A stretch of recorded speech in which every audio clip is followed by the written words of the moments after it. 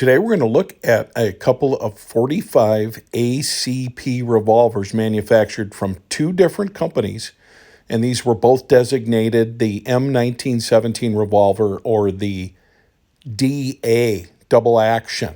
We're going to see both examples by Colt as well as by Smith and Wesson. These were firearms that you used moon clips with. However, you could successfully do it with the Smith & Wesson, not so much with the Colt.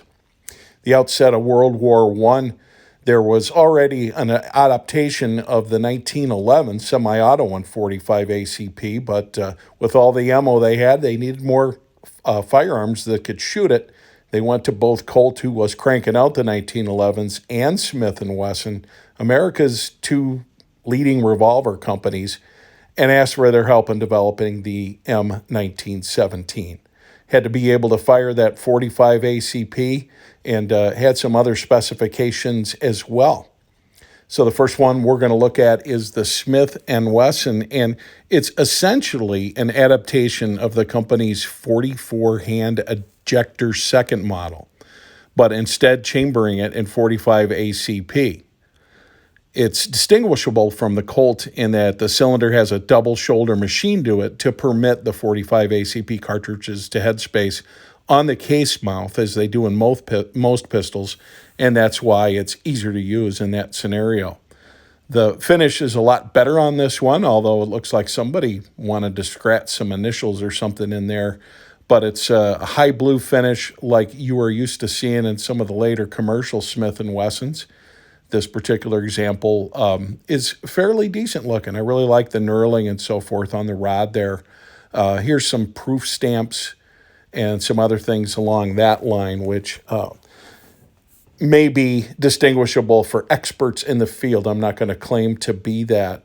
But now taking a look at what Colt's offering up, you can see here the stocks aren't in as quite a good a shape, but these are in good shape. So I even question if the ones on the Smiths are the original, but there's that dancing pony that we like.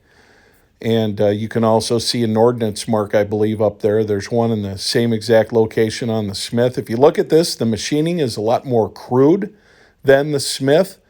The original finish would not have been as nice. Like I said, Colt was busy with wartime production already. And you can take a look at the butt plate too and see U.S. Army Model 1917. So both of these firearms are in very good shootable condition. They both lock up very well, and they both have very nice double action as well as single double action trigger pulls. So I like that very much.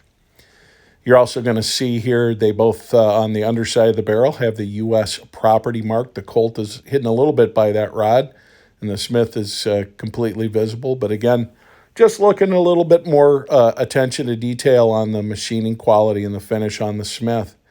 But both of them were meant to do a job, and that was to be able to use 45 ACP rounds successfully in a revolver, and that they did. These were manufactured between 1917 and 1919, and each company produced a little bit more than 150,000 of these models. Now, these are on loan to me today from Max Guns and Ammo in Savage, Minnesota, so I want to say thank you to my friend Max there. I'll include a link to his website in the description section. But just taking a look at these two beauties, not everything was about the 1911 back then. Besides, as I mentioned, the ability to produce enough of them, you also had those who saw a semi-automatic firearm like the 1911 as a little bit too newfangled. To see other stories like this, as well as gun news, please like and subscribe, Gun News and Reviews.